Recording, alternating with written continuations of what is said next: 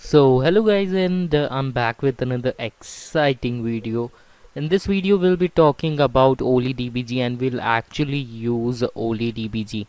So what is OLEDBG? The word DBG or the meaning of DBG is debugger, and as I told you in my previous video what are debuggers and how they actually work and what are breakpoints and stuff like that with an example. So if we go to Flare, and inside debugger folder we have many debugger. We have 64-bit, 32-bit, and then we have OLEDBG and OLEDBG 2. So I would suggest you to use OLEDBG 1 or the normal version, because I've used that.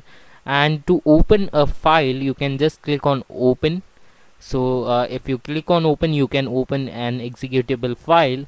And second method is to click on file attach, so that will basically show you a process list that is running on your computer, what all programs are running on your computer, and you can attach it directly to a running program. So in case a virus is running on your computer, you can attach it directly. In case you want to open up a file, you can just go to open and open or select a file. So for this video we'll be using the virus1 file that I provided you in the resources. So we'll just head over to devstock and we have the virus1.exe file. So now what is this, and what is like it looks like messy thing, and there are tons of words on the screen actually which makes no sense. So usually these words are not understandable by normal people, but I would give you a small guide on OLEDBG so you can analyze malwares. So first of all, in this first box we have instructions that are mainly for the malware. So let me just zoom into the instruction set and let's talk about it.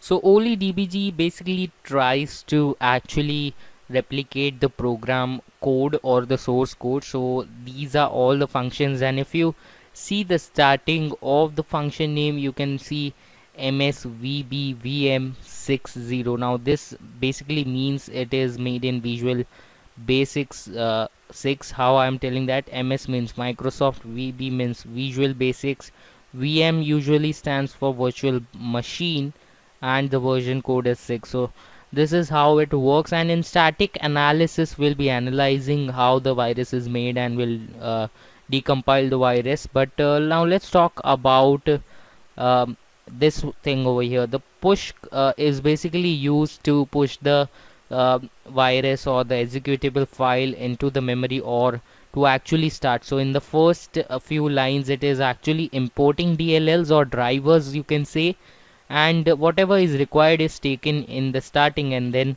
the push command will basically start it, and till the end it will start. And then we have some characters on the right hand side. So these are all the comments which basically allow you to understand what's going on, and you can just navigate and see where the memory locations are.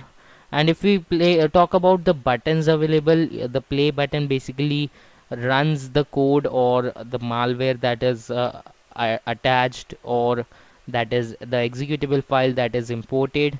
And then we have the pause button. So now let's talk about all the things that I talked about, like the step in, step on to, and how to work with a debugger.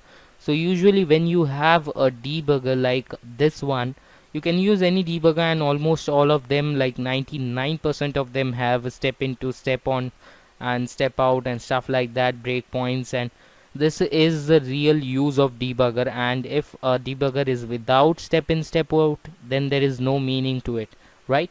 So now let's talk about things over here. And if we see the button over here, it is basically a button to the button actually explains a lot. It is a step in or next step kind of button, so it is going to the next step and it is executing. So you can actually invest some time and go I would suggest you to go one step at a time, and because this is an assembly language, you cannot understand. If it is normal C, C++ or Python and stuff like that, you can actually decode it, but right now it's assembly language. And then L is basically for log. Log helps you a lot, I'll be explaining that.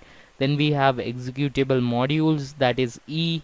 So if we talk about executable modules, it shows a lot of information, and mostly the log shows a lot of information. You can see this DLL is imported or is used from Windows system, and this is a new process ID is given, a new process is created, and then kernel base is imported. And by taking a look at the DLLs that are imported, you can tell a lot about an application. For example, cryptbase .dll is basically, I can see the name is for cryptography or for malwares or ransomware kind of thing. So what I can do as a malware analysis, if I don't know about DLLs, I can just google it, and the first link will be about the DLL. So as you can see, cryptbase.dll is a crypto API for NT4, and it is a non-system process. So non-system process is basically something that is not given in the system by default, and if someone is using it, it can be for legal use as well, and for illegal purpose, for malicious purpose, and for real purpose. So for real purpose, script base is used to encrypt the data stored in the application, whereas for malicious use it will encrypt the data and ask for ransomware or for money.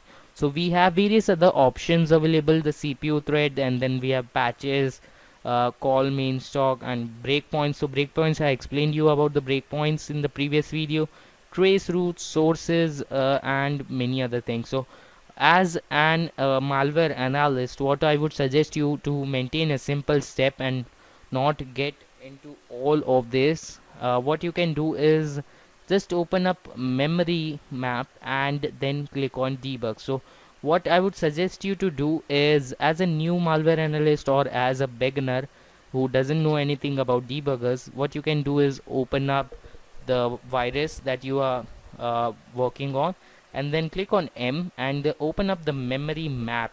So inside memory map you can see a lot of things. You will always see the DLLs that are imported, and then you can double click on each line, and over here there will be tons of information in the right hand side. Now right now it does not make any sense, but I am sure you will find tons of information, and you will also find some DLLs that are imported. So you have to just google the DLL, and if they are non-system DLLs and the virus is not installed by the user, then obviously it's a malware.